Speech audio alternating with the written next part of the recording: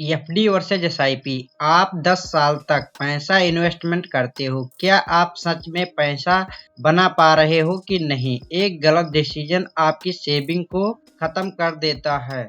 तो आज हम नंबर, इन्फ्लेशन, टैक्स रिस्क सब कुछ क्लियर करेंगे स्टेप बाय स्टेप।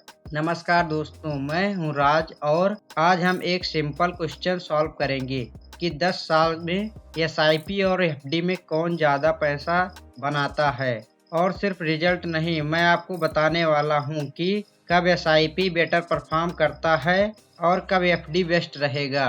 एफडी क्या है? फिक्स्ड डिपॉजिट एक ऐसा इन्वेस्टमेंट ऑप्शन है जिसमें आप बैंक में एक फिक्स टाइम पीरियड के लिए डिपॉजिट करते हो और उस पर आपको एक फिक्स्ड इंटरेस्ट रेट मिलता है। आज के टाइम में बैंक अप्रॉक्स 6 to 7% इंटरेस्ट दे रहे हैं, जीरो रिस्क, गारंटीड रिटर्न। इसीलिए लोग एफडी को सेफेस्ट ऑप्शन बोलते हैं। लेकिन रियल प्रॉब्लम है इन्फ्लेशन एंड टैक्स का।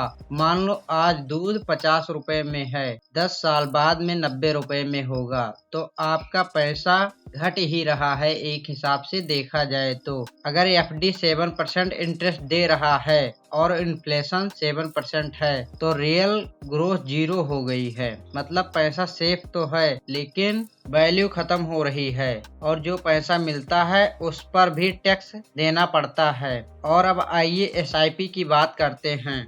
एसआईपी यानी सिस्टमेटिक प्लान का मतलब है हर महीने थोड़ा थोड़ा पैसा म्यूचुअल फंड में इन्वेस्टमेंट करना। मान लीजिए आप हर महीने 1000 रुपए इन्वेस्टमेंट करते हो किसी म्यूचुअल फंड में, सिर्फ एसआईपी के थ्रू।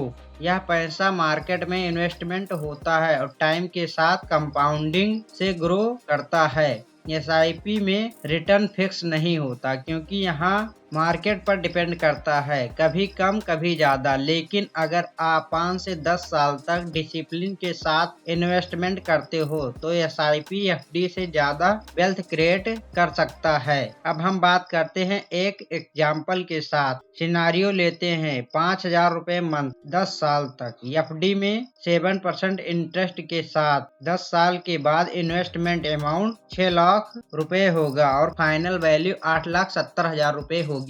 और वहीं एसआईपी की बात करें तो एसआईपी लगभग 12% इंटरेस्ट मिलता है।